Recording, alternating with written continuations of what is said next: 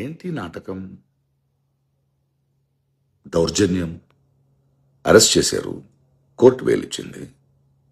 మళ్ళీ ఇంకో కేసులో అరెస్ట్ చేశారు, కోర్టు బెయిల్ ఇచ్చింది.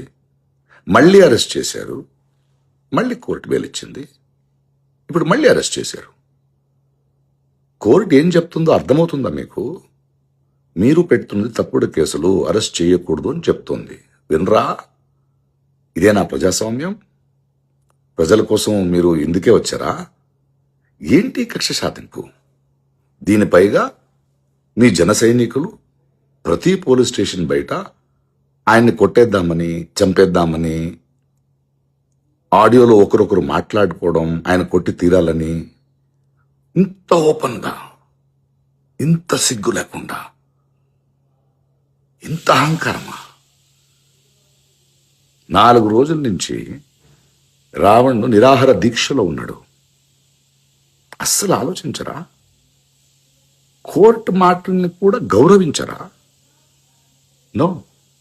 పవన్ కళ్యాణ్ గారు, చంద్రబాబు నాయుడు గారు, ఆంధ్ర పోలీస్, ఆంధ్ర ప్రభుత్వం, ప్లీజ్, దేశం మొత్తం చూస్తుంది.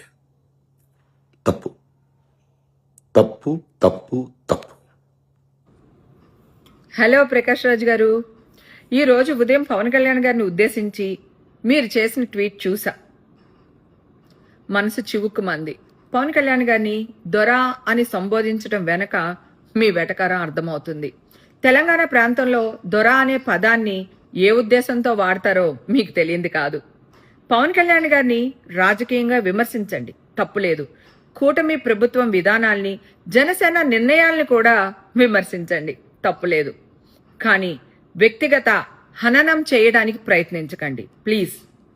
పవన్ కళ్యాణ్ గారి ఎత్వత్వం ఏంటో మీకు తెలుసో లేదో కానీ కోట్లాది మంది ప్రజలకి తెలుసు. మీరు చదవరి కదా.